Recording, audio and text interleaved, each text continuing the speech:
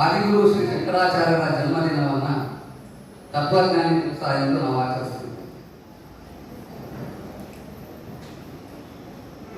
ತತ್ವಜ್ಞಾನಿ ದಿವಸ ಅಂತ ಆಚರಿಸಬೇಕಾದ್ರೆ ಅವರು ನೀಡಿದ ತತ್ವ ಏನು, ಜ್ಞಾನ ಯಾವುದು ಅಂತೇಳಿ ನಾವು ನಮ್ಮ ಆತ್ಮಾವಲೋಕನ ಮಾಡಿಕೊಳ್ಳುವಂಥ ಸಂದರ್ಭ ಇದೆ.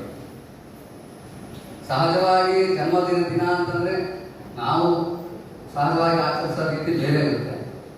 ಸರ್ಕಾರದಿಂದ ಆಚರಿಸಿದಾಗ ಅದಕ್ಕೊಂದು ಮಹತ್ವ ಇರುತ್ತೆ.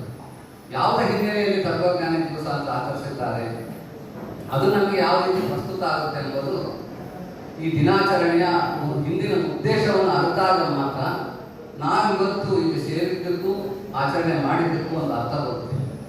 ವಿನಃ ಅದು ಸುಮ್ಮನೆ ಮಾಡಿದ್ರೆ ಒಂದು ಕಾಟಾಚಾರಕ್ಕೆ ಎಂಬಂಗೆ ಆಗಬಾರ್ದು. ಈ ನಿಟ್ಟಿನಲ್ಲಿ ನಮ್ಮ ಸಮಾಜದ ಜವಾಬ್ದಾರಿ ತುಂಬ ದೊಡ್ಡದಾಗಿದೆ ಮತ್ತು ತುಂಬ ಎಲ್ಲ ಸಮಾಜದವರು ನಮ್ಮ ಮೇಲೆ ಒಂದು ದೊಡ್ಡ ನಿರೀಕ್ಷೆಯನ್ನು ಇಟ್ಟಿದ್ದಾರೆ. ಈ ನಿಟ್ಟಿನಲ್ಲಿ ನಾವು ನೀಡುವಂತಹ ಜ್ಞಾನ, ಈಗ ಶಂಕರಾಚಾರ್ಯರನ್ನ ನಮ್ಮವರು ಅಂತ ಅನ್ಕೊಂಡಿದ್ದೀವಿ, ಅಂದ್ರೆ ಅದಕ್ಕಿಂತ ಜಾಸ್ತಿ ಉತ್ತರ ಭಾರತದಲ್ಲಿ ಎಲ್ಲ ಸರ್ವ ಜನಾಂಗದಲ್ಲೂ ಶಂಕರಾಚಾರ್ಯರನ್ನ ತಮ್ಮ ಗುರುಗಳು ಅಂತಲೇ ಅನ್ಕೊಂಡಿದ್ದಾರೆ. ಒಂದು ರೀತಿಯಲ್ಲಿ ವಿಶ್ವದಲ್ಲಿ ವಿಶ್ವಗುರು ಹೌದು, ಆದಿ ಜಗದ್ಗುರುನು ಹೌದು. ಗುರುವಿನ ಒಂದು ಹೆಸರು ಶುರುವಾಗಿದ್ದೆ, ಗುರುವಿನ ಮಹಿಮೆ, ಗುರುವಿನ ಒಂದು ಪರಂಪರೆ ಶುರುವಾಗಿದ್ದೆ ಆದಿಗುರು ಶಂಕರಾಚಾರ್ಯರಿಂದ. ಹಾಗಾಗಿ ಅವರಿಗೆ ಆದಿ ಜಗದ್ಗುರು ಅಂತಲೂ ಹೇಳ್ತಾ ಇದ್ದಾರೆ. ಈ ಬಗ್ಗೆ ಒಂದಿಷ್ಟು ವಿಚಾರ ಮಾಡುವುದು ಈ ಜನ್ಮ ದಿನಾಚರಣೆಯ ಹಿಂದಿನ ಉದ್ದೇಶ. ನಾನು ಹೇಳಂತೆ ಅವರ ತತ್ವಜ್ಞಾನವನ್ನು ನಾವೆಲ್ಲರೂ ಆಚರಿಸಬೇಕಾಗಿತ್ತು, ಉಚಿತವಾದ